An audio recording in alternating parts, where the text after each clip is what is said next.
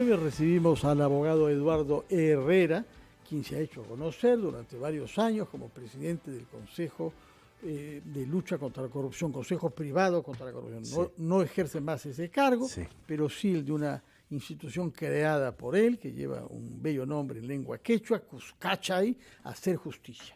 Y es como dirigente de Cuscachay que emprende una gira en 6 regiones, Huancavelica, Ayacucho, Arequipa, Puno, Apurímac, Cusco, regiones que se han visto afectadas por las manifestaciones y la represión y las muertes de hace poco más de un año. ¿Qué es lo que espera usted comprender y transmitir cuando a título de su asociación, Hacer Justicia, visite 6 regiones del sur andino de nuestro país? Buenos días, gracias por la invitación. Yo creo que el país necesita ser escuchado. En un momento de extrema polarización, donde todo el mundo tiene una opinión y es válida, nadie o pocos escuchan lo que sienten las regiones, lo que siente el país, salvo algunos medios de prensa, dicho sea de paso. Y creo que esa insatisfacción genera la conflictividad social, las posturas extremistas, y la clave anticorrupción que estamos tomando nosotros involucra que las autoridades, cuando no se meten en el lío anticorrupción porque no hay una voluntad y no hay una estrategia, tengan que recibir el llamado de la población. Lo que vamos a hacer nosotros es escuchar denuncias de la población sobre temas anticorrupción y abrir los micrófonos a que la gente empiece a hablar y hacer un cambio del sistema, porque la corrupción no es un tema de individuos, no acaba metiendo a la cárcel a tal o cual político, acaba cuando tomamos conciencia de que es un sistema y que tenemos que cambiarlo. Bueno, la verdad es que tras las revelaciones ahora que estamos hablando y que la noticia es el señor todos los días, la noticia es el señor Villanueva, uno termina confundido. Me pongo en el lugar del ciudadano que un día escucha una versión, al día siguiente escucha otra completamente distinta sobre un mismo hecho, ¿no? Y en ambos casos está la duda generada. Hemos conversado con el congresista y hay una pregunta que yo quería formularle con el congresista Alegría, vicepresidente del Congreso. Él propone una reorganización del Ministerio Público y señala que es el Congreso la autoridad que debería hacerlo. Sin embargo, la mitad de los congresistas, grosso modo, están investigados por la Fiscalía. Entonces, aquí habría una intervención del poder político, porque los congresistas son políticos, en el sistema de justicia. Sí. Las investigaciones que hace el Congreso no tienen efecto finalmente en las decisiones que pueda tomar un fiscal o un juez. Lo hemos visto con casos como el caso Orellana, como el caso Lavallato, etcétera, etcétera, etcétera. ¿Cómo responder a una iniciativa que podría tomar cuerpo prontamente por lo que estamos viendo? Porque aquí hay posiciones políticas que piensan de alguna manera interferir y tomar como botín el Ministerio Público. Sí, a mí me preocupa la coyuntura en la cual se toma esa decisión en un momento en el que salen estos audios, y me preocupa que más bien sea, en vez de una reforma, una toma del sistema de justicia, cuando no hay un criterio que es mucho más grande que la legalidad. Claro, a eso iba. Es decir, ¿no? El propio sistema de justicia no tiene sus mecanismos para reorganizarse y para separar la paja del trigo. Sí, el gran problema es que el sistema no quiere autorreformarse y vive en una autarquía. Dice, no me reformen, yo me reformo en mí mismo. Entonces nadie quiere reformar nada porque el Congreso carece de legitimidad. Legalmente lo puede hacer, legítimamente no. El sistema no se quiere reformar. Entonces, ¿cómo avanzamos hacia un cambio en la justicia? ¿Qué es lo que importa?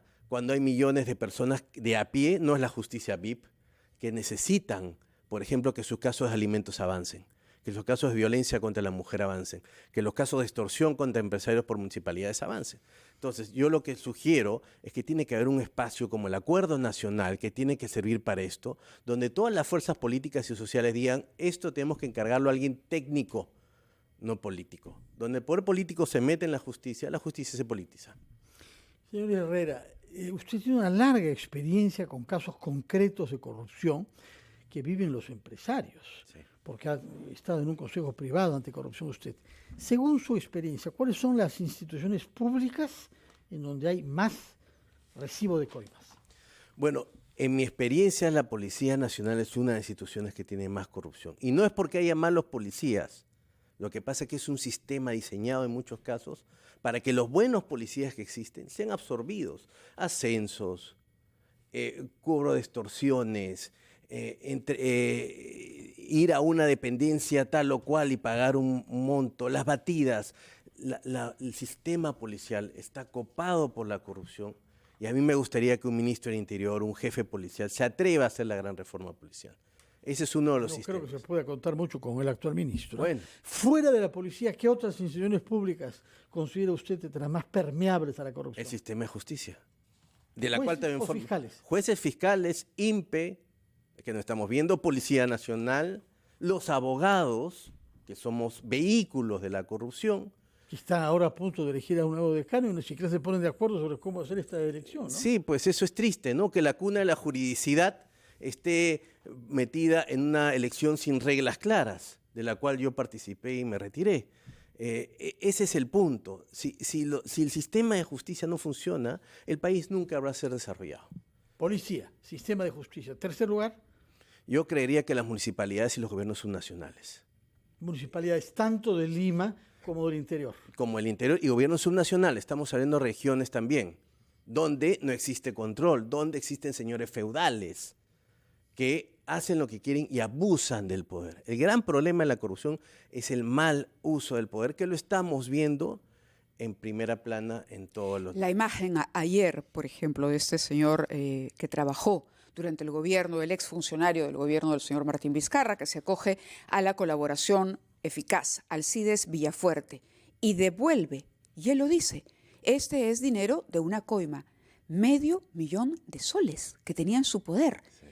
Y empieza a decir, bueno, se pedía tanto por ciento, el total más o menos así, se repartía de esta y de esta otra manera, se hablaba con los postores, se hablaba con la empresa, y las empresas aceptaban. Es decir, no denunciaban lo que estaba ocurriendo, aceptaban y se sometían a esas reglas de juego. Y este señor ayer, realmente la imagen es, ¿qué calificativo le podemos poner? Es vulgar incluso, ¿no? Sí. La cantidad de dinero que había sobre esa mesa. Sí, es procaz, ¿no? Conchudo, como se podría decir en términos de calle. Claro, es que nos hemos acostumbrado... Grosera, claro. Que nos hemos acostumbrado a que la contratación pública implica un diezmo. Y eso no se va a solucionar con una nueva ley de contrataciones del Estado. ¿Cómo lo solucionamos entonces?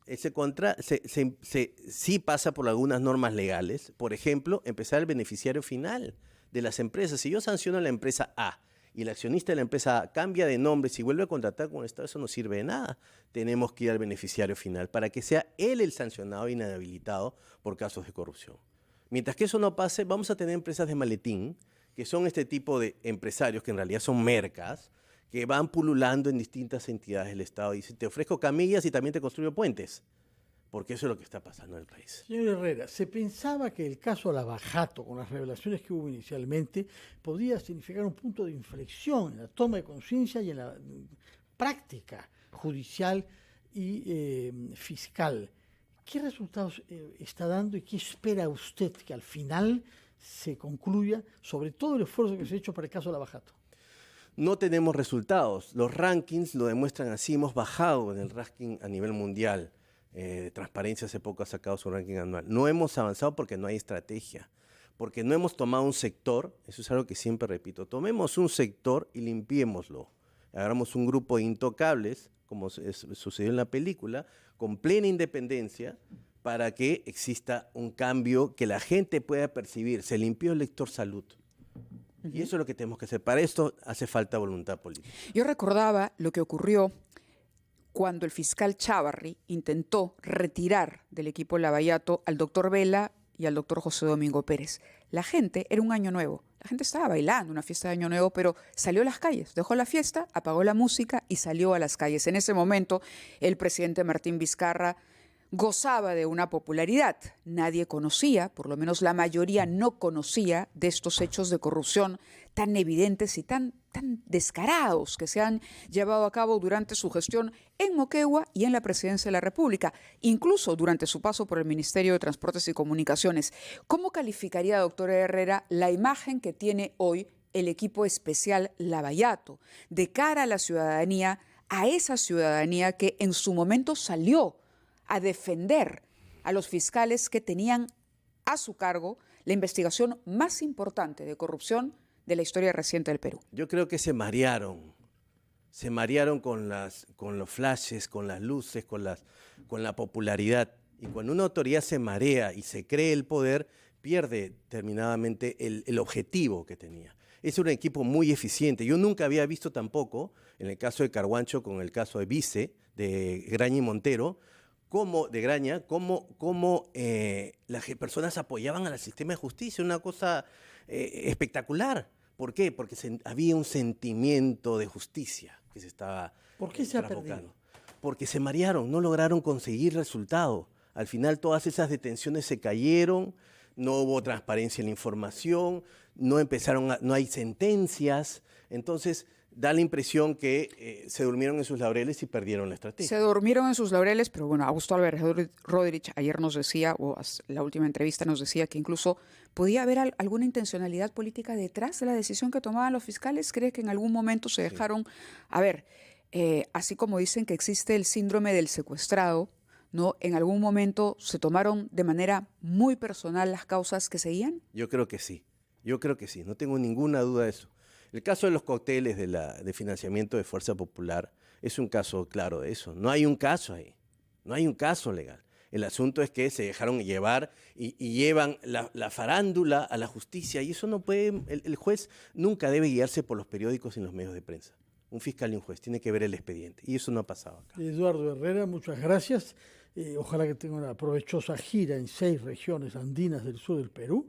Cuando acabe esta gira, por favor venga a visitarnos. Gracias. Y cuéntenos qué es lo que ha descubierto de nuevo sobre el sentimiento de nuestros compatriotas en Huancavelica, Ayacucho, Arequipa, Puno, Apurímac y Cusco respecto a la corrupción. Gracias. Y siga trabajando, por favor, para erradicarla. Muchas gracias. Gracias, muy amable. Buenos días.